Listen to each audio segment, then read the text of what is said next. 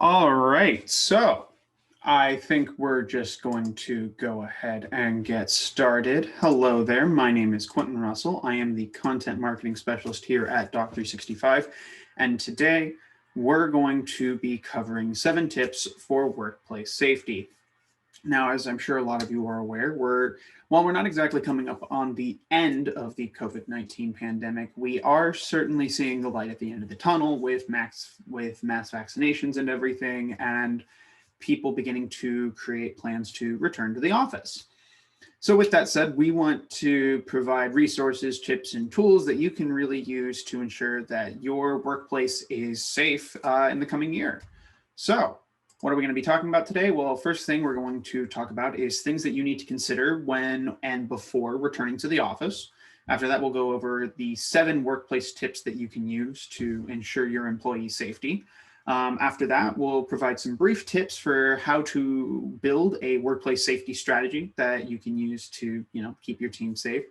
After that, we'll go into how a workplace safety tool can help you.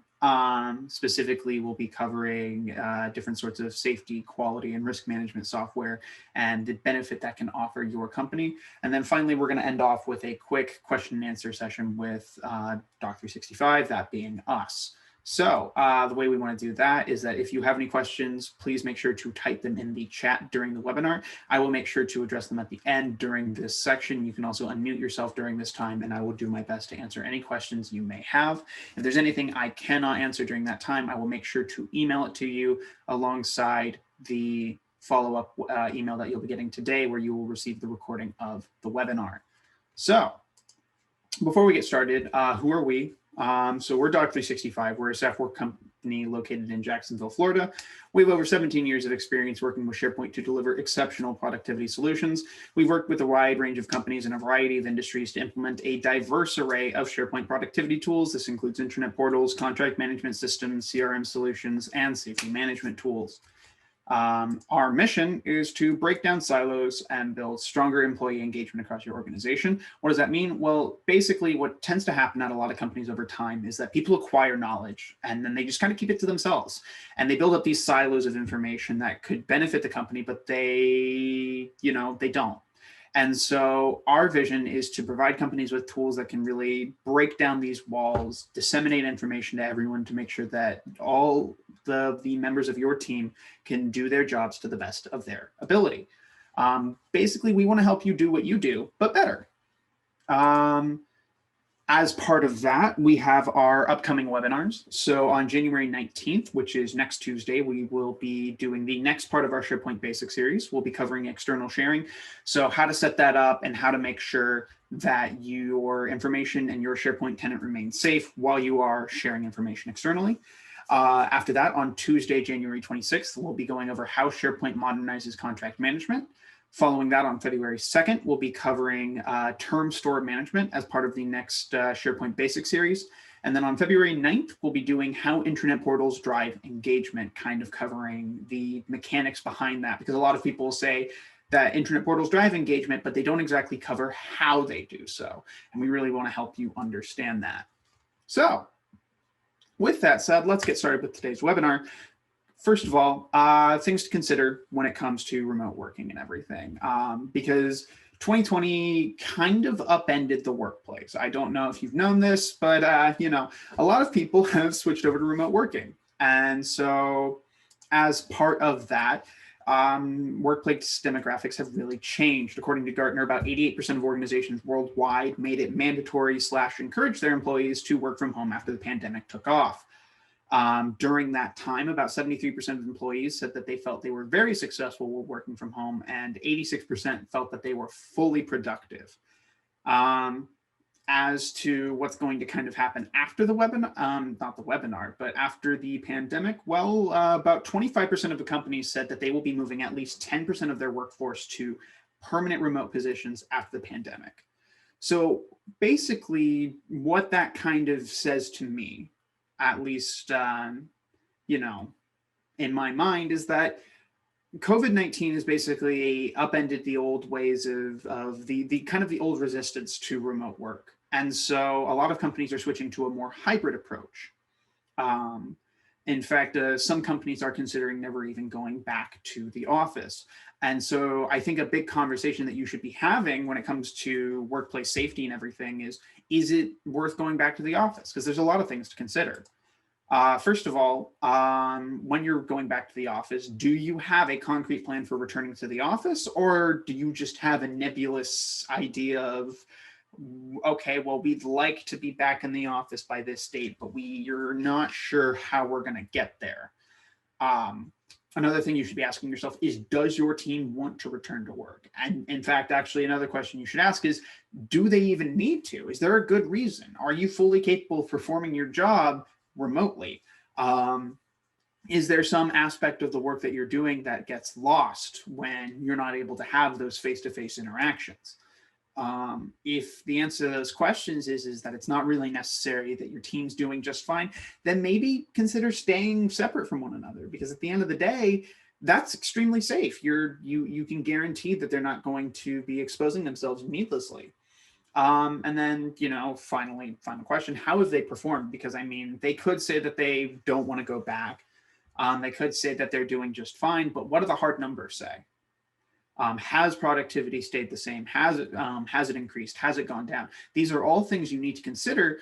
And kind of doubling back to the point of, when you build that plan for returning to the office, if you decide you are going to return to the office, what do the numbers say and what do the people say? With that said, however, moving on to, after you do make this plan as part of it, how can you keep people safe while they're in the office? How can you keep them safe during that transitionary period? So, the crux of the webinar, 7 tips for keeping your employees safe. First and foremost, you need to be following CDC guidelines.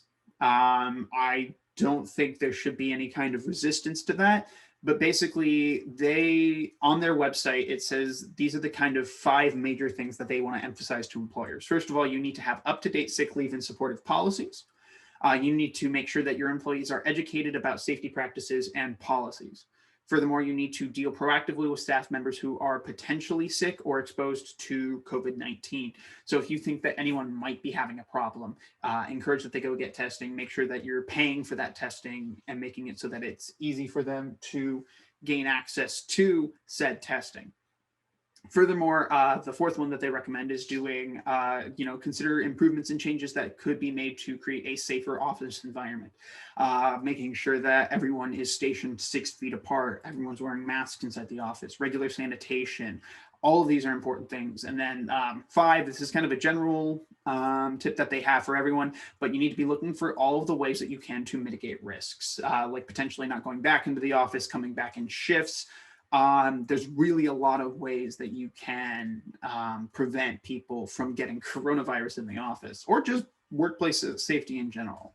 Because if there's one thing that the COVID-19 pandemic has shown us, it's that we should definitely be reevaluating a lot of our older modes of work, potentially doing a full point-by-point breakdown and restructuring of your workplace dynamic and your workplace structure could ultimately benefit your company in the long run and essentially outfit you to be a modern 21st century company. So the second tip that we have is to be flexible. Basically, you should be taking a look at each employee on a kind of case-by-case basis. So not only looking at the work that they do, but their home situation. So do they have kids? Do they have a spouse that is working in either a mandatory position or a high risk situation, like they're a doctor or they're a school teacher? Do they potentially live in a high traffic area? How far do they need to travel to come meet you and everything? Because say someone is working, say their spouse is a doctor, and they're having to come see, they're having to drive 20, 30 minutes to get to work. Well, in that 20, 30 minutes, they're likely going to have to stop for gas. There's more times where they're going to be out of their car and potentially be exposed to coronavirus. And then also their spouse is a high risk individual. And what that kind of says to you is that maybe they would be better off working remotely, where someone else might be better off coming into the office, where they're younger, single, really close to the office, less of a chance of exposure for themselves, that sort of thing. Another component of being flexible is you should look into building a hybrid model. Don't just have everyone come into the office. Consider building back to being in the office in phases.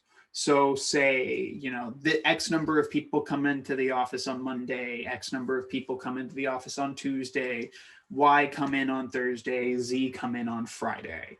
Or potentially, hey, 10% of the office is going to be coming in, and then we're going to experiment with having 20% and then 30% and then 40%. Basically, don't just throw everyone into the deep end.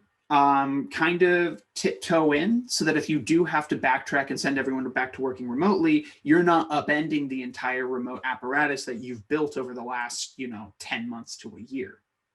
And then finally, as part of being flexible, offer people the choice to come back. You might find that some people will want to go back to the office. I know here at Doc, we've had a couple people who've expressed interest in coming to the office 1 or 2 times a week, mostly as kind of like a unity thing and bringing people together and kind of having those inter-office conversations to rebuild, having those social bonds. But other people don't. Other people are content to work where they work, do what they do, and basically continue with remote working.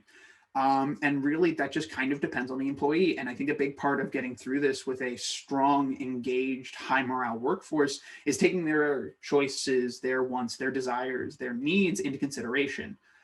So essentially, being flexible is going to really help you keep your team safe and ensure that not only are they safe, but they know that they're safe and they value the support that you're providing, which kind of goes into our next point of providing ongoing support.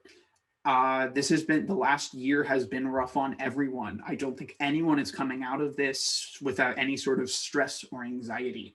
So really, you should be checking in on your team on a regular basis, at least a weekly touch base, potentially even like an every couple day touch base, just like, hey, how's everyone doing? How are you doing with the transition back into the office? How are you, handling things? Is there anything we can do to accommodate you? This one might be a little much, but essentially, while these next two might cost a little bit of money, they'll pay dividends in the long run. Make sure that you're providing them with regular mental health screenings. At the very least, it doesn't have to be major, but it kind of goes back to those touch bases. So like, hey, on a scale of 1 to 10, how are you feeling on stress? How are you feeling about this? How do you feel about this aspect of your job? Do you feel safe? Those sorts of things that will allow you to get a grip on how your team is handling things so that you can know whether you can move forward or potentially whether you need to dial back. And then finally, these don't have to be a lot. Like, you don't have to host major excursions or get-togethers because that would be really bad. Don't get together with people right now. But essentially sponsor sort of little stress and anxiety management events. So little like icebreakers, little get-togethers through Zoom or something where everyone just kind of gets together, has coffee, talks about their life, and just hangs out. That's a good way to, have those social bonds and everything, make sure that everyone's happy and kind of, maybe not happy, but definitely that they feel supported, but also just that kind of, it substitutes that, hanging out, vibing feel that you get in the office that you really can't get through remote working. Next up is make sure to communicate with them regularly. This is a bit different than providing ongoing support. While you do need to be checking in with your team often, this is a second component of that, which is to say, are they, like when you are checking in with your team, you're not only checking on their mental health, but you're checking in on what they're doing to stay safe. What are they, are they following your safety precautions? If they're coming into the office, are they seeing anything wrong? Are they seeing any issues that could be having? Like anything that could be changed? Those sorts of things, solicit their feedback. Because that's a big thing. They're your partners in this. They're not just mindless drones who are coming in to do a job for you. They are your valued workforce. They are your valued team who has been with you throughout this pandemic and is here to basically, like, without them, you really wouldn't have what you have. You wouldn't be able to do the work that you do. So, consult with them. If you're going to make big concrete decisions, if you're going to say, okay, we're going to come into the office, don't just say we're going to come into the office. Say, okay, we're going to come into I would like to be in the office by X date. What decisions do you, what, not decisions, but what do you think we could do to achieve this? How do do we want to do this through phases? Do we want to do a certain percentage coming in on a day-by-day basis? Basically, consult with them, get with them, and figure out what you need to be doing. And then finally, listen to any concerns that they have. If they don't feel safe, if they don't feel comfortable coming in, respond to that, engage with that. If you feel that their concerns are unfounded, assure them that you're doing your best to keep them safe and that they don't need to worry. If their concerns are founded, and they usually will be founded, work with them. That goes back to being flexible. If they feel that they are not safe coming in, let them continue to work remotely. That's a major part of communication and flexibility. This is a big one. So when you are finally coming back into the office, make sure that you're emphasizing sanitation. Get your office cleaned regularly.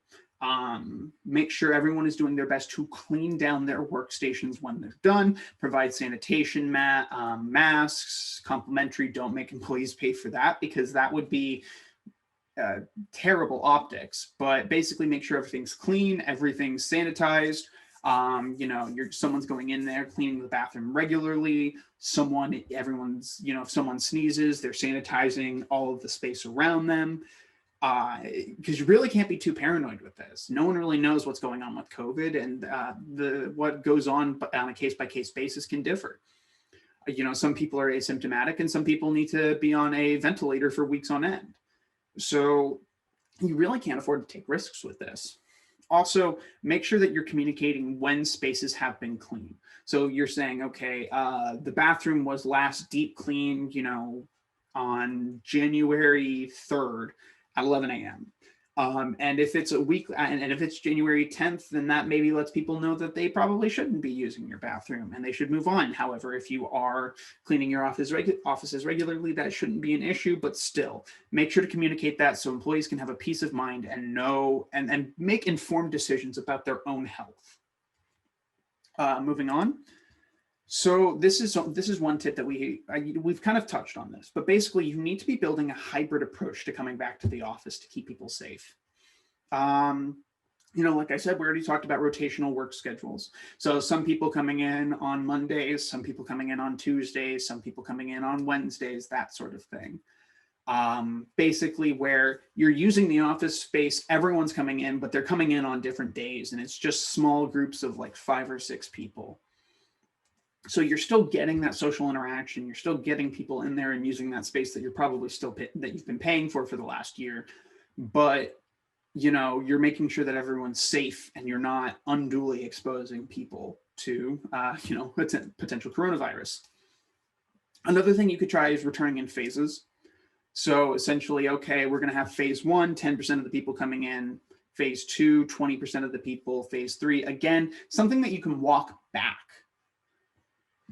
Anything where, because the thing about being able to walk it back is that, and taking those slow steps, is that it allows you to track what's going on. So if someone gets sick when you're at like stage 3, it's a lot easier to contact trace and figure out who got coronavirus and, why they, when they got it, how they got it, that sort of thing.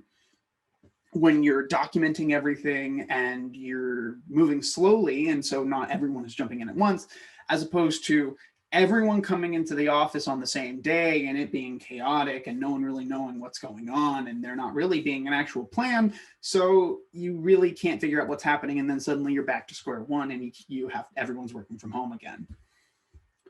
And then finally, try coming in shifts. So potentially like, hey, instead of doing like, hey, this person's coming in Monday, Tuesday, Wednesday, that sort of thing. It's like, hey, it's my week to be in the office. And then, you have a couple of people where it's like, okay, it's our week to be in the office, and then it's their week to be in the office. It's kind of similar to that rotational thing, but it's Instead of doing it like a bunch of people existing in the space at once in the week, it's just a consistent group of people. So again, you can kind of trace that information if someone does get coronavirus. Moving on, and this is the last one. Basically, you need to be looking for ways that you can maintain morale, because that's a big thing. I'm sure we've all struggled with this throughout the coronavirus outbreak, but morale can, it's been difficult. We've all been anxious. We've all been terrified. I know for a fact that I recently had a coronavirus scare. Everything was fine. Everything was good. Turns out it was just a false positive test, that sort of thing. But it was still nerve-wracking and difficult. And it definitely hurt my morale. And the thing about morale is that it can hurt productivity. If people are anxious, if they're worried about what's going on, if they're not confident in your company's ability to take care of them, they're not going to be able to do their work. They're not going to be able to invest that time because at least part of their brain is going to be thinking off somewhere else. And so either the work that they do, they're either not going to do as much work, or the work that they do isn't going to be as good. So first and foremost, express gratitude and encouragement. Thank them for being loyal to you throughout this time. Thank them for the work that they've done and encourage them. Say, hey, give them a pat on the back and just say, hey, you're doing a great job. You're doing fantastic. We see you. Because that's the thing. That's really a lot of what your employees want. They just want to be acknowledged. They want the work that they've been doing and the loyalty to your company to be acknowledged. Moving on, basically, you should be looking for ways that you can help with team building. So again, going back to those icebreaker exercises, those little breakout things where people get into teams and do little coffee sessions or whatever, anything that helps keep that social rapport up with one another can really help in the long run. And then finally, this is something that not a lot of companies will talk about, but emphasize a healthy work-life balance. Well, we're all working remotely, and it can be really easy for work to bleed into the rest of your life because, you're only sitting 10 feet away from your computer at any given moment when you're at home. But at the end of the day, you should be encouraging your employees to take time to unplug and live their lives. To take their mind off work, to recharge, to rest, so they can come back in and be fully productive. Because here's the thing, if they're stressed constantly, that's actually putting them at an increased risk. Stress decreases your immune system's ability to work. So if your team is stressed, if they're constantly thinking about work, if they're overloaded, not only are they going to be less productive, but you're also putting them at risk. You're not keeping your team safe. So those are the 7 tips. I hope that you can take something from those. Moving on from here, building a workplace safety strategy. What do you need to do? How can you really, what are the steps that you should follow? What should you include with that? Well, first of all, going back to our original tip, consult CDC Guidelines. Their website is a wealth of information that you can use to keep your team safe. So make sure to consult with the CDC, look over everything, adhere to everything. But not only that, consider the state and federal guidelines. So while this depends on, it's a state-by-state basis, look to those when building your workplace strategy. Say, okay, what do we need to be doing? How often do we need to be sanitizing places? There should be a fair amount of overlap with the CDC guidelines, depending on the state that you're in. However, do keep those in mind. Furthermore, you should be considering the number of employees that you have and the number of workspaces available to you, how your workspaces are set up. Are you in cubicles? Are people sharing offices? Are they able to maintain 6 feet of distance? If your office space does not allow for employees to, at max capacity, at your regular capacity, does not allow people to maintain 6 feet of distance, consider only having a certain number of employees return to the office where they would be able to maintain that 6 feet of distance. Furthermore, you should probably factor in incentives for workplace safety. anything that can help people be better, that can help the workplace be safer. If they report a safety violation, give them an incentive for that. Give them incentives for coming up with new, better ideas, ways that they can kind of innovate and stay safe. Because that's the thing. While people are going to want to stay safe out of self-preservation, if you can provide them something more than that, they'll probably be more invested in it rather than just kind of apathetic. Another thing that you should do is regular inspections of the space. So any potential issues that might arise, whether that's potential COVID infection to generic things like, oh, hey, there's an issue with the stapler where a staple flies out and it potentially hits someone in the eye. Because we've been focusing a lot on the coronavirus pandemic and everything because that's, major in everyone's minds. But there are other things to consider, like wet floors. There's an issue where there's leaks and someone could potentially slip on water, or the way these are stacked in here is an issue and they could potentially fall out and hit someone. Things to consider. And that's why it's important to have regular inspections of these sorts of things so that you can note these and fix them before they actually become problems and you're filling out a ton of workers' comp forms. Finally, build out rigorous training and education for safety. Send out supplemental materials to people, have them do training videos, have them look everything over to ensure that they're up to date on what they need to be doing to be safe in the office at all times. That's pretty self-explanatory. So with that said, workplace safety, the thing is that it's, you can do it on your own. You can do it without having to really use a tool, but workplace safety tools can actually they can kind of take it to the next level.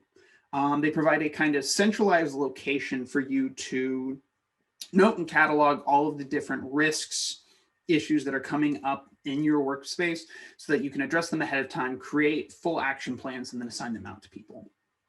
There are a ton of different ways that a workplace safety tool can help you.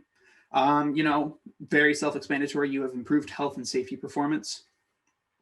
You can reduce any costs, fees, or fines that your company may have to pay by reducing any accidents or incidents that may occur within your company. Not only that, but you also have improved staff relations and morale because your accidents and incidents have gone down and people know that they can be safe in your company.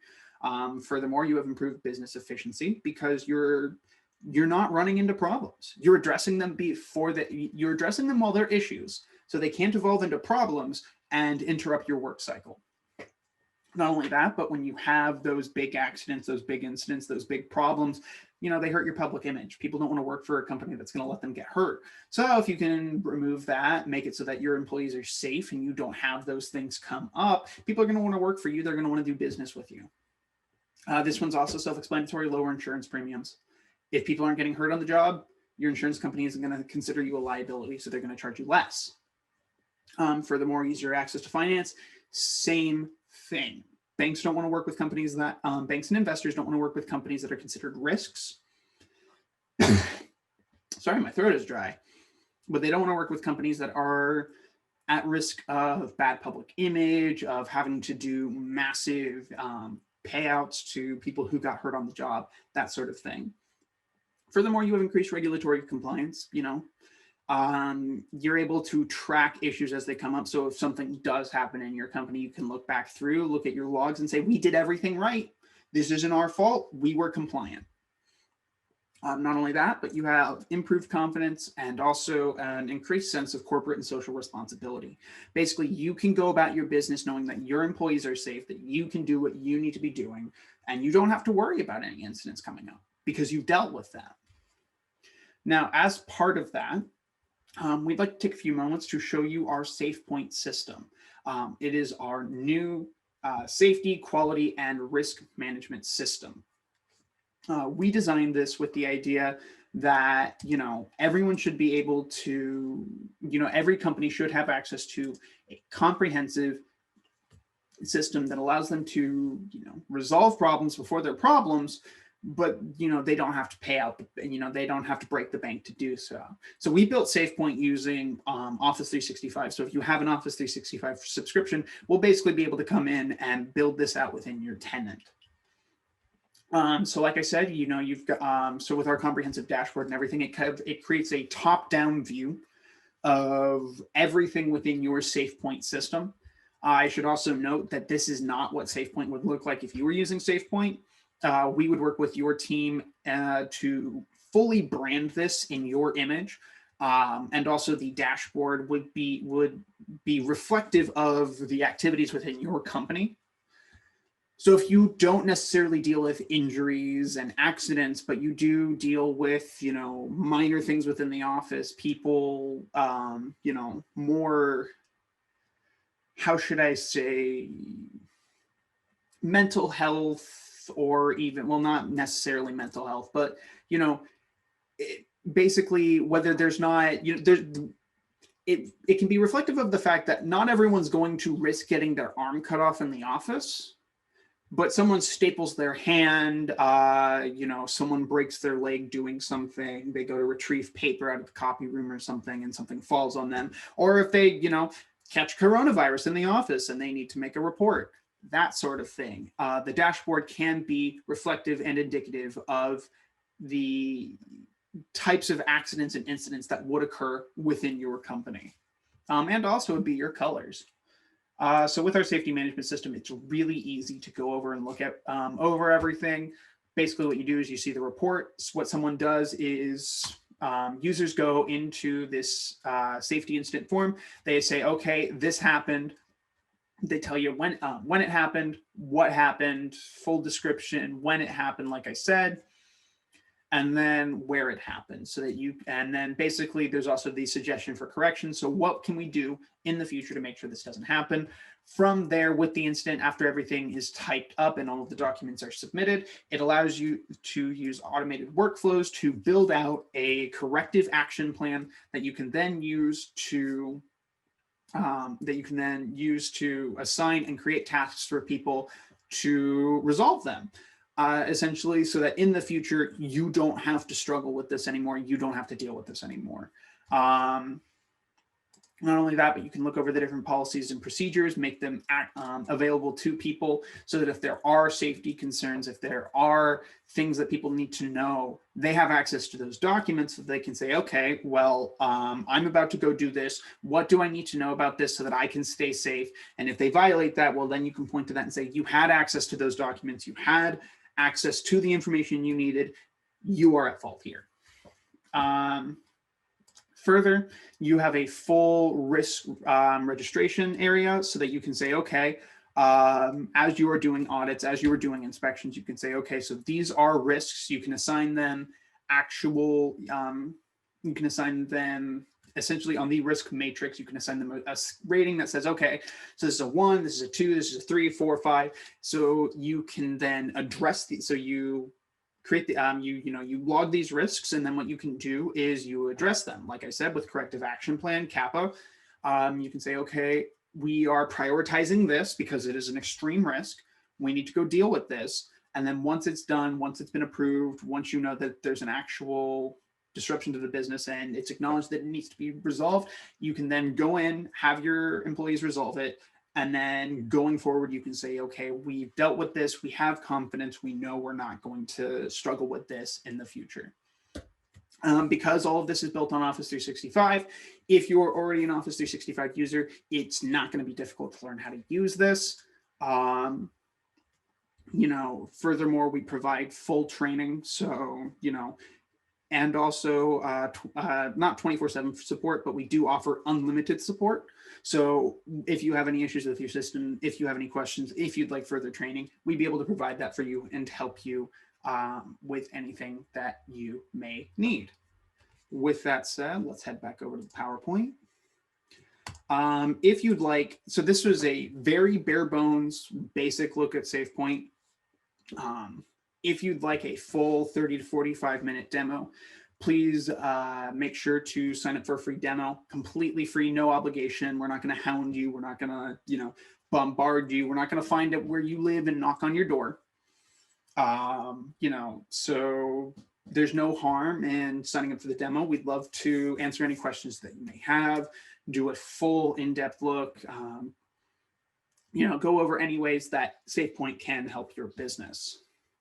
With that said, does anyone have any questions? No? Okay, then.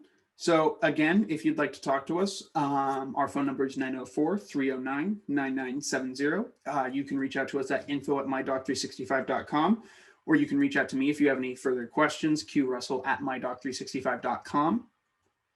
Again, this has been Quentin Russell. I'm the content marketing specialist here at Doc365, and this has been 7 tips for workplace safety. I hope you all have a fantastic day.